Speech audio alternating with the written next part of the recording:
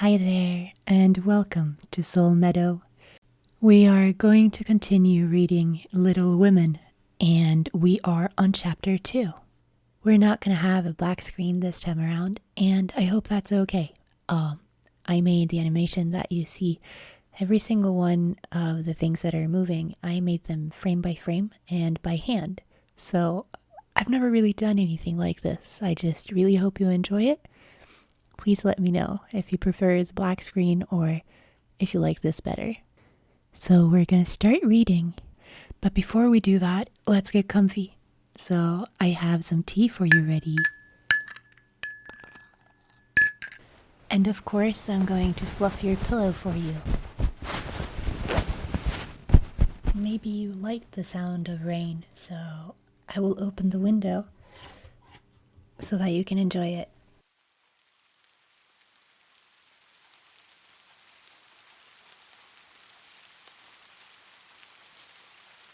There, all better. Now we're going to start reading, so make sure to get yourself really comfortable and fluff the pillow a little bit more if you need to, and get yourself situated under your blanket or your duvet. Also, I just figured I should remind you, if you haven't subscribed, make sure to do so that you don't miss out on the next episode. So let's start. I will get the book and find the right page. There we go. Okay. Chapter 2. Jo was the first to wake in the gray dawn of Christmas morning. No stockings hung at the fireplace, and for a moment she felt as much disappointment as she did long ago when her little sock fell down because it was crammed so full of goodies. Then she remembered her mother's promise and, slipping her hand under her pillow, drew out a little crimson-covered book. She knew it very well, for it was that beautiful old story of the best life ever lived, and Jo felt that it was a true guidebook for any pilgrim going on a long journey. She woke Meg with a Merry Christmas and bade her see what was under the pillow. A green-covered book appeared with the same picture inside, and a few words written by their mother, which made their one present very precious in their eyes. Presently Beth and Amy woke to rummage and find their little book also, one dove-colored, the other blue, and all sat looking at and talking about them, while the east grew rosy with the coming day. In spite of her small vanities, Margaret had a sweet and pious nature, which unconsciously influenced her sisters, especially Jo, who loved her very tenderly, and obeyed her because her advice was so gently given. "Girls," said Meg seriously, looking from the tumbled head beside her to the little night-capped ones in the room beyond, "Mother wants us to read and love and mind these books, and we must begin at once. We used to be faithful about it, but since Father went away and all this war trouble unsettled us, we have neglected many things. You can do as you please, but I shall keep my book on the table here and read a little every morning as soon as I wake, for I know it will do me good and help me through the day." Then she opened her new book and began to read. Jo put her arm around her and, leaning cheek to cheek, read also, with the quiet expression so seldom seen on her restless face. "How good Meg is! Come, Amy, let's do as they do. I'll help you with your hard words, and they explain things if we don't understand," whispered Beth, very much impressed by the pretty books and her sister's example. "I'm glad mine is blue," said Amy, and then the rooms were very wild, the pages were softly turned, and the winter sunshine crept in to touch the bright heads and serious faces with a Christmas greeting. "Where is Mother?" asked Meg, as she and Jo ran down to thank her for the gifts. Half an hour later, "Goodness only knows. Some poor creature came a-beggin', and your ma went straight off to see what was needed. There never was such a woman for giving away victuals and drinks, clothes and firing," replied Hannah, who had lived with the family since Meg was born, and was considered by them all more as a friend than a servant. "She will be back soon, I think, so fry your cakes and have everything ready," said Meg, looking over the presents which were collected in a basket and kept under the sofa, ready to be produced at the proper time. "Why, where is Amy's bottle of cologne?" she added, as the little flask did not appear. "She took it out a minute ago. I went off with it to put a ribbon on it, or some such notion," replied Joe, dancing about the room to take their first stiffness off the new army slippers. "How nice my handkerchiefs look, don't they? Hannah washed and ironed them for me, and I marked them all myself," said Beth, looking proudly at the somewhat uneven letters which had cost her such labor. "Bless the child, she's gone and put Mother on them instead of Emma March. How funny!" cried Joe, taking one up. "Isn't that right? I thought it was better to do it so, because Meg's initials are M.M., and I don't want anyone to use these but Memmy," said Beth, looking troubled. "It's all right, dear, and a very pretty idea, quite sensible too, for no one can ever mistake now. It will please her very much, I know," said Meg, with a frown for Joe and a smile for Beth.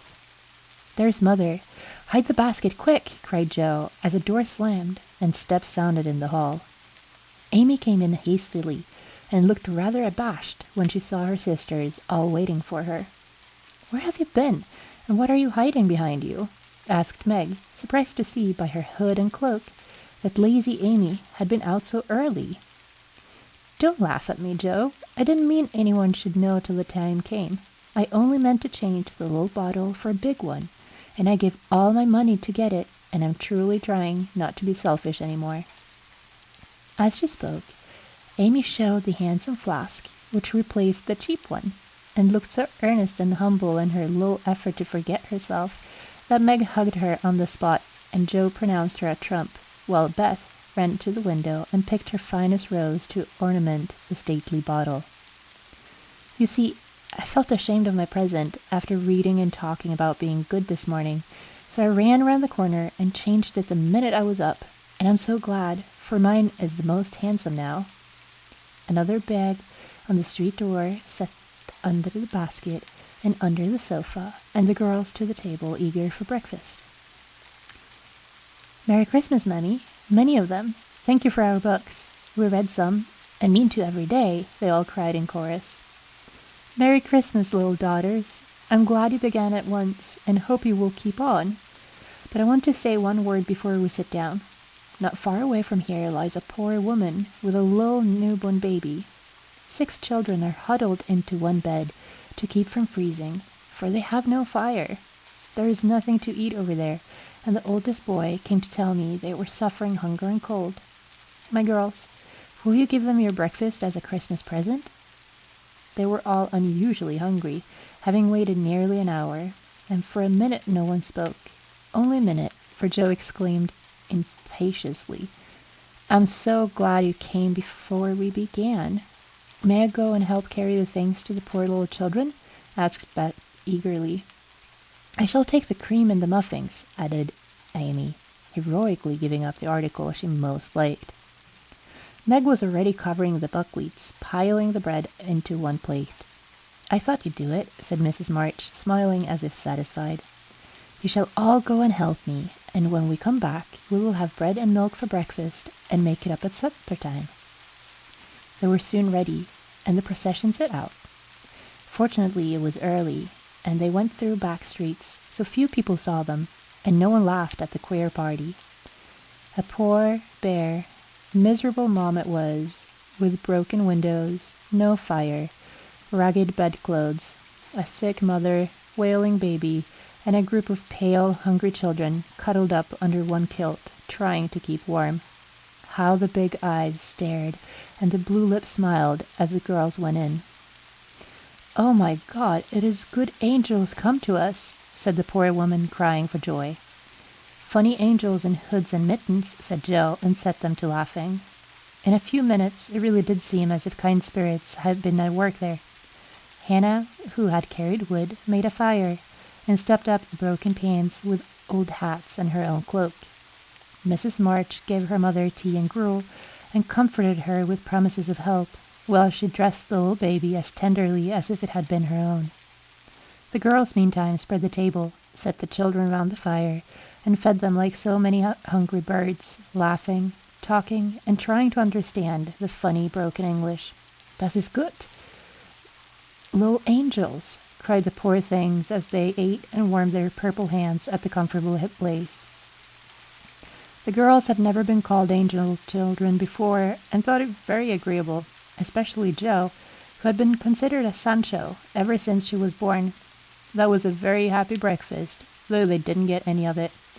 And when they went away, leaving comfort behind, I think there were not in all of the city 4 merrier people than the hungry little girls who gave away their breakfasts and contented themselves with bread and milk on Christmas morning.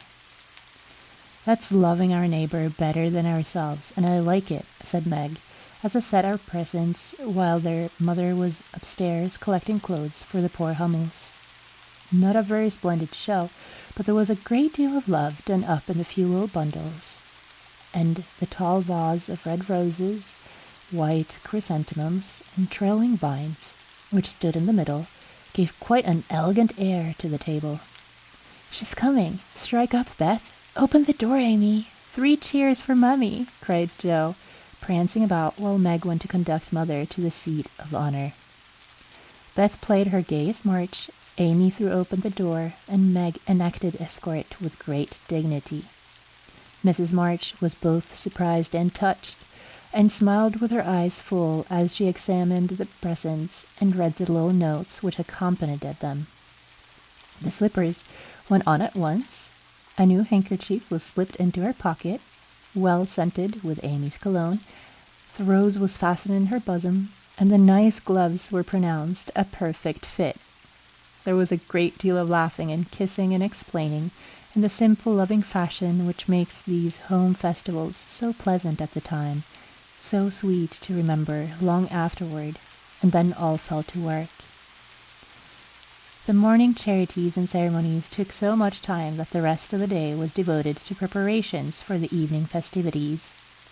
Being still too young to go often to the theater, and not rich enough to afford any great outlay for private performances, the girls put their wits to work, and necessity, being the mother of invention, made whatever they needed. Very clever were some of their productions: pasteboard guitars, antique lamps made of old-fashioned butter boats covered with silver paper, gorgeous robes of old cotton, glittering with tin spangles from a pickle factory, and armor covered with the same useful diamond-shaped bits left in sheets when the lids of preserve pots were cut out. The big chamber was a scene of many innocent revels. No gentlemen were admitted, so Jo played male parts to her heart's content and took immense satisfaction in a pair of russet leather boots given her by a friend who knew a lady who knew an actor. These boots, an old foil, and a slashed double, once used by an artist for some picture, were Jo's chief treasures and appeared on all occasions. The smallness of the company made it necessary for the two principal actors to take several parts apiece, and they certainly deserved some credit for the hard work they did in learning 3 or 4 different parts, whisking in and out of various costumes, and managing the stage besides. It was excellent drill for their memories, a harmless amusement, and employed many hours which otherwise would have been idle, lonely, or spent in less profitable society. On Christmas night, a dozen girls piled onto the bed, which was the dress circle, and sat before the blue and yellow chintz curtains in a most flattering state of expectancy. There was a good deal of rustling and whispering behind the curtain, a trifle of lamp smoke, and an occasional giggle from Amy, who was apt to get hysterical in the excitement of the moment. Presently a bell sounded, the curtains flew apart, and the operatic tragedy began. A gloomy wood, according to the one playbill, was represented by a few shrubs and pots, green baize on the floor, and a cave in the distance. This cave was made with a clothes horse for a roof, bureaus for walls, and in it was a small furnace in full blast, with a black pot in on it and an old witch bending over it. The stage was dark, and the glow of the furnace had a fine effect, especially as a real stem issued from the kettle when the witch took over the cover. A moment was allowed for the first thrill to subside, then Hugo, the villain, stalked in with a clanking sword at his side, a slouching hat, black beard, mysterious cloak, and the boots. After pacing to and fro in much agitation, he struck his forehead and burst out in a wild strain, singing of his hatred to Rodrigo, his love for Zara, and his pleasing resolution to kill the one and win the other. The gruff tones of Hugo's voice, with an occasional shout when his feelings overcame him, were very impressive, and the audience applauded the moment he paused for breath. Bowing with the air of one accustomed to public praise, he stole to the cavern and ordered Hagar to come forth with a commanding, "What ho, minion, I need thee." Out came Meg, with grey horsehair hanging about her face, a red and black robe, a staff, a cabalistic sign upon her cloak. Hugo demanded a potion to make Zara adore him, and one to destroy Rodrigo. Hagar, in a fine dramatic melody, promised both, and proceeded to call up the spirit who would bring the love philtre. "Hither, hither, from thy home, airy sprite, I bid thee come, born of roses fed on dew, charms and potions. Canst thou brew? Bring me here, with elfin speed, the fragrant philtre which I need. Make it sweet and swift and strong. Spirit, answer now my song." A soft strain of music sounded, and then, at the back of the cave, appeared a little figure in cloudy white, with glittering wings, golden hair, and a garland of roses on its head. Waving a wand, it sang, "Hither I come from my airy home, afar in the silver moon. Take the magic spell and use it well, or its power will vanish soon." And dropping a small gilded bottle at the witch's feet, the spirit vanished. Another chant from Hagar produced another apparition, not a lovely one, for with a bang and an ugly sheep, or a black imp, appeared, and, having croaked a reply, tossed a dark bottle at Hugo, and disappeared with a mocking laugh. Having warbled his thanks and put the potions in his boots, Hugo departed, and Hagar informed the audience that as he had killed a few of her friends in times past, she had cursed him, and intends to thwart his plans, and he revenged on him. Then the curtain fell, and the audience responded and ate candy while discussing the merits of the play. A good deal of hammering went on before the curtain rose again, but when it became evident what a masterpiece of stage carpentry had been get up, no one murmured at the delay. It was truly superb. A tower rose to the ceiling, halfway up appeared a window with a lamp burning in it, and behind the white curtains appeared Zara in a lovely blue and silver dress, waiting for Rodrigo. He came in, gorgeous array, with plumed cap, red cloak, chestnut lovelocks, a guitar, and the boots, of course. Kneeling at the foot of the tower, he sang a serenade in melting tones. Zara replied and, after a musical dialogue, consented to fly. Then came the grand effect of the play. Rodrigo produced a rope ladder with 5 steps to it, threw up one end, and invited Zara to descend. Timidly she crept from her lattice, put her hand on Rodrigo's shoulder, and was about to leap gracefully down when, alas, alas for Zara, she forgot her train. It caught in the window, the tower tottered, leaned forward, fell with a crash, and buried the unhappy lovers in the ruins. A universal shriek arose as the russet boots waved wildly from the wreck, and a golden head emerged, exclaiming, "I told you so! I told you so!" With wonderful presence of mind, Don Pedro, the cruel sire, rushed in, dragged out his daughter with a hasty aside. "Don't laugh. Act as if it was all right," and, ordering Rodrigo up, banished him from the kingdom with wrath and scorn. Though decidedly shaken by the fall from the tower upon him, Rodrigo defied the old gentleman and refused to stir. This dauntless example fired Zara. She also defied her sire, and he ordered them both to the deepest dungeons of the castle. A stout little restrainer came in with chains and led them away, looking very much frightened and evidently forgetting the speech he ought to have made. Act third was the castle hall, and here Hagar appeared, having come free the lovers and finish Hugo. She hears him coming and hides, sees him, put the potions into 2 cups of wine, and bid the timid little servant, "Bear them to the captives in their cells, and tell them I shall come anon." The servant takes Hugo aside to tell him something, and Hagar changes the cups for the 2 others, which are harmless. Ferdinando, the minion, carries them away, and Hagar puts back the cups, which holds the poison meant for Rodrigo. Hugo, getting thirsty after a long warble, drinks it, loses his wits, and after a good deal of clutching and stamping, falls flat and dies, while Hagar informs him what she has done in a song of exquisite power and melody. This was a truly thrilling scene, though some persons might have thought that the sudden tumbling down of a quantity of long red hair rather marred the effect of the villain's death. He was called before the curtain, and with great propriety appeared, leading Hagar, whose singing was considered more wonderful than all the rest of the performance put together. Act 4 displayed the despairing Rodrigo on the point of stabbing himself because he had been told that Zara had deserted him. Just as the dagger is at his heart, a lovely song is sung under his window, informing him that Zara is true, but in danger, and he can save her if he will. A key is thrown in, which unlocks the door, and in a spasm of rapture he tears off his chains and rushes away to find and rescue his lady love. Act 5 opened with a stormy scene between Zara and Don Pedro. He wishes her to go into a convent, but she won't hear of it, and after a touching appeal, is about to faint when Rodrigo dashes in and demands her hand.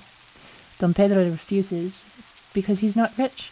They shout and gesticulate tremendously, but cannot agree, and Rodrigo is about to bear away the exhausted Zara when the timid servant enters with a letter and a bag from Hagar, who has mysteriously disappeared. The latter informs the party that she bequeaths untold wealth to the young pair and an awful doom to Don Pedro if he doesn't make them happy. The bag is opened, and several quarts of tin money shower down upon the stage till it is quite glorified with a glitter. This entirely softens the stern sire. He contents without a murmur. All join in a joyful chorus, and the curtain falls upon the lovers kneeling to receive Don Pedro's blessings in attitudes of the most romantic grace. Tumultuous applause followed, but received an unexpected check, for the cot bed, on which the dress circle was built, suddenly shut up and extinguished the enthusiastic audience. Rodrigo and Don Pedro flew to the rescue, and all were taken out unhurt, though many were speechless with laughter. The excitement had hardly subsided when Hannah appeared, with Mrs. March's compliments, and would the ladies walk down to supper. This was a surprise even to the actors, and when they saw the table, they looked at one another in rapturous amazement. It was like Memmy to get up to a little treat for them, but anything so fine as this was unheard of since the departed days of plenty. There was ice cream, actually 2 dishes of it, pink and white, and cake and fruit and distracting French bonbons, and, in the middle of the table, 4 great bouquets of hothouse flowers. It quite took their breath away, and they stared first at the table and then at their mother, who looked as if she enjoyed it immensely. "Is it fairies?" asked Amy. "Santa Claus," said Beth. "Mother did it!" and Meg smiled her sweetest, in spite of her grey beard and white eyebrows. "Aunt March had a good fit and sent the supper," cried Jo, with a sudden inspiration. "All wrong. Old Mr. Lawrence sent it," replied Mr. March. "The Lawrence boy's grandfather? What in the world put such a thing into his head? We don't know him," exclaimed Meg. "Hannah told one of his servants about your breakfast party. He's an odd old gentleman, but that pleased him. He knew my father years ago, and he sent me a polite note this afternoon, saying he hoped I would allow him to express his friendly feelings towards my children by sending them a few trifles in honor of the day. I could not refuse, and so you have a little feast at night to make up for the bread and milk breakfast." "That boy put it into his head, I know he did. He's a capital fellow, and I wish we could get acquainted. It looks as if he'd like to know us, but he's bashful, and Meg is so prim she won't let me speak to him when we pass," said Jo, as the plates were round and the ice began to melt out of sight, with ohs and ahs of satisfaction. "You mean the people who live in the big house next doors, don't you?" asked one of the girls. "My mother knows old Miss Lawrence, but says she's very proud and doesn't like to mix with their neighbors. Mr. Lawrence keeps his grandson shut up when he isn't riding or walking with his tutor, and makes him so very hard. We invited him to our party, but he didn't come. Mother says he's very nice, though he never speaks with us girls. Our cat ran away once, and he brought her back, and we talked over the fence and were getting on capitally, all about cricket and so on, when he saw Meg coming and walked off. I mean, to know him someday, for he needs fun. I'm sure he does," said Joe decidedly. "I like his manners, and he looks like a gentleman, so I've no objection to you knowing him if a proper opportunity comes. He brought the flowers himself, and I should have asked him in if I had been sure what was going on upstairs." He looked so wistful as he went away, hearing the frolic and evidently having none of his own. "It's a mercy you didn't, Mother," laughed Joe, looking at her boots. "But we'll have another play sometime, that way he can see. Perhaps he'll help act. Wouldn't that be jolly? I never had such a fine bouquet before. How pretty it is." And Mag examined her flowers with great interest. "They're lovely. Babette's roses are sweeter to me," said Mrs. March, smelling the half-dead posy in her belt. Beth nestled up to her and whispered softly, "I wish I could send my bunch to Father. I'm afraid he isn't having such a Merry Christmas as we are." I hope you enjoyed this chapter, and I hope you fell asleep and that you're relaxing. I will let some soft music play in the background, so just continue being calm and comfy, and I will see you next time. Sleep tight.